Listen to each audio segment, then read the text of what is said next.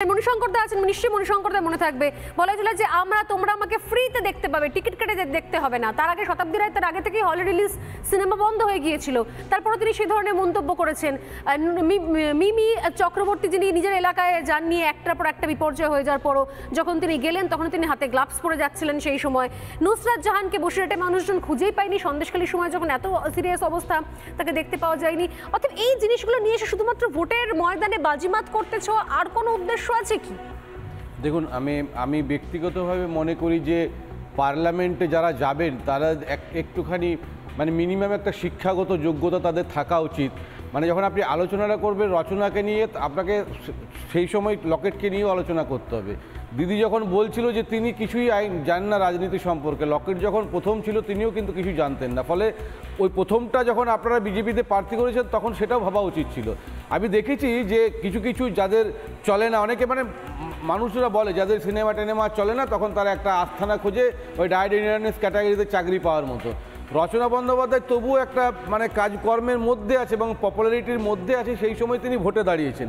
আমি বলতে চাইছি যে লকেট আপনার কি মনে হয় যে একই সঙ্গে প্রার্থী দুটো জিনিস আমি বলবো, আমি আপনার পয়েন্ট বুঝতে পারছি। আপনি বলছেন সব দলেই রয়েছেন, শুনুন না, আপনি বলছেন সব দলেই আছে, আমি আপনার পয়েন্টটাই মেনে নিলাম, সব দলেই আছে, কিন্তু আপনি বলুন যে একই সঙ্গে, আপনি তো নিজের রাজনীতি করছেন, একই সঙ্গে একজন নির্বাচিত জনপ্রতিনিধি হয়ে তার কেন্দ্রের জন্য লড়াই করা আর তার সঙ্গে তার ক্যারিয়ারকে সুন্দরভাবে এগিয়ে নিয়ে যাওয়া, দুটো কি একসঙ্গে সম্ভব?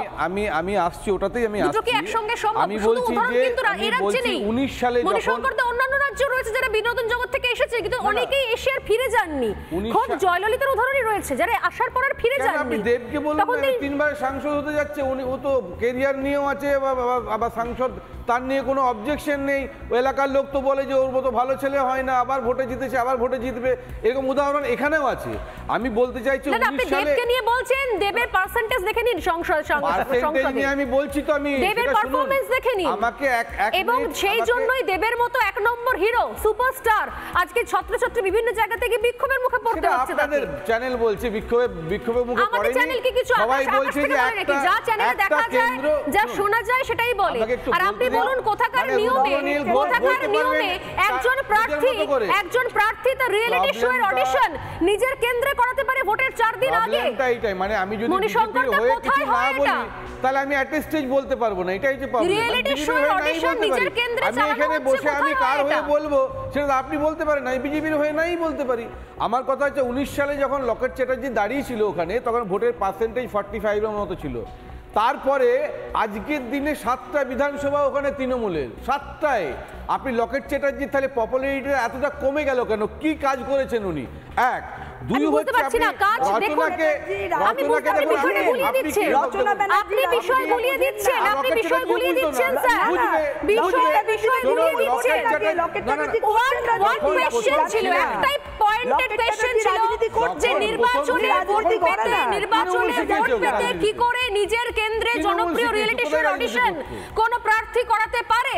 এটা সম্পূর্ণ নিয়ম বহির্ভূত নয় কি? এবার আমার কথাটা হচ্ছে যে লকেট চ্যাটার্জি জালিয়াতি জোচ্চুরি এইসব যে কথাগুলো বললো এইগুলো হচ্ছে ফৌজদারি আইনের মামলায় পড়ে।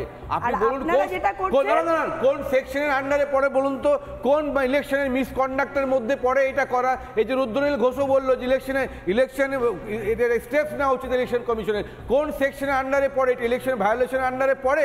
আগে জানুন, ওটা তার জীবিকা, ওটা তার চাকরি, ওটা রুজি রোজগার, ওটা তিনি সব সময় করতে পারেন। ওটার সঙ্গে কোনো ইলেকশন কন্ডাক্টের মধ্যে পড়ে না। মণিশঙ্কর দা আছেন, নিশ্চয়ই মণিশঙ্কর দা মনে থাকবে, বলা হয়েছিল যে তোমরা আমাকে ফ্রিতে দেখতে পাবে, টিকিট কেটে দেখতে হবে না। তার আগে শতাব্দী রায় তার আগে থেকেই হল রিলিজ সিনেমা বন্ধ হয়ে গিয়েছিল। তারপরে তিনি সেই ধরনের মন্তব্য করেছেন। মিমি চক্রবর্তী যিনি নিজের এলাকায় যান নিয়ে একটার পর একটা বিপর্যয় হয়ে যাওয়ার পরও যখন তিনি গেলেন তখন তিনি হাতে গ্লাভস পরে যাচ্ছিলেন। সেই সময় নুসরাত জাহানকে বসিরহাটে মানুষজন খুঁজেই পায়নি, সন্দেশখালীর সময় যখন এত সিরিয়াস অবস্থা তাকে দেখতে পাওয়া যায়নি। অর্থাৎ এই জিনিসগুলো নিয়ে এসে শুধুমাত্র ভোটের ময়দানে বাজিমাত করতেছ, আর কোনো উদ্দেশ্য আছে কি? দেখুন, আমি ব্যক্তিগতভাবে মনে করি যে পার্লামেন্টে যারা যাবেন তারা একটুখানি মিনিমাম একটা শিক্ষাগত যোগ্যতা তাদের থাকা উচিত। যখন আপনি আলোচনাটা করবেন রচনাকে নিয়ে, আপনাকে সেই সময় লকেটকে নিয়েও আলোচনা করতে হবে।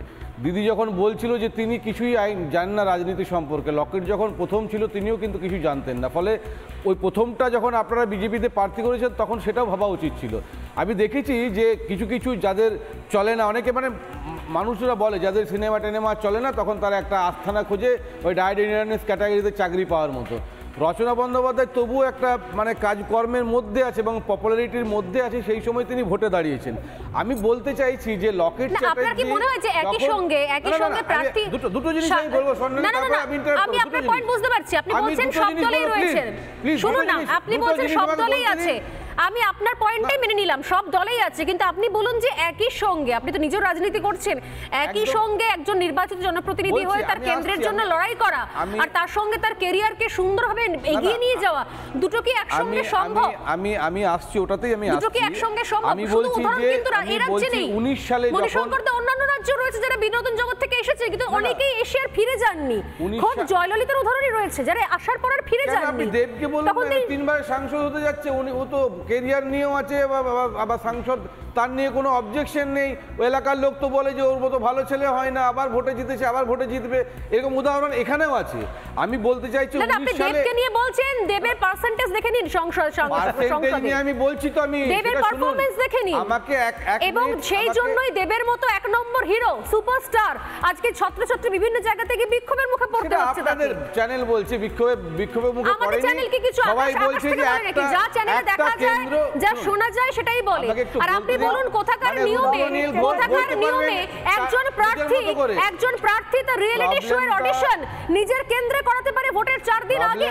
এইটাই মানে আমি যদি বিজেপির হয়ে কিছু না বলি তাহলে আমি একটা স্টেজ বলতে পারবো না, এটাই যে প্রবলেম। রিয়েলিটি শো এর অডিশন নিজের কেন্দ্রে আমি এখানে বসে আমি কার হয়ে বলবো সেটা আপনি বলতে পারেন, আমি বিজেপির হয়ে নাই বলতে পারি। আমার কথা হচ্ছে 19 সালে যখন লকেট চ্যাটার্জি দাঁড়িয়ে ছিল ওখানে, তখন ভোটের পার্সেন্টেজ 45 এর মতো ছিল। তারপরে আজকের দিনে 7টা বিধানসভা ওখানে তৃণমূলের, 7টায়। আপনি লকেট চ্যাটার্জি তাহলে পপুলারিটি এতটা কমে গেল কেন? কি কাজ করেছেন উনি? এক, দুই হচ্ছে আপনি রচনাকে আপনি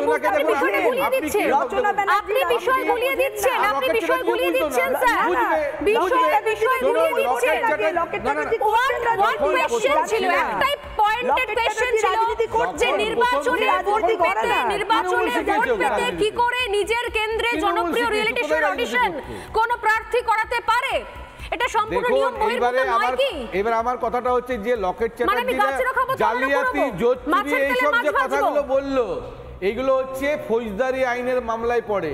আপনি বলুন কোন সেকশনের আন্ডারে পড়ে বলুন তো, কোন ইলেকশনের মিসকন্ডাক্টের মধ্যে পড়ে এটা করা? এই যে রুদ্রনীল ঘোষও বললো যে ইলেকশনে এদের স্টেপস নেওয়া উচিত ইলেকশন কমিশনের। কোন সেকশনের আন্ডারে পড়ে? এটা ইলেকশন ভায়োলেশনের আন্ডারে পড়ে?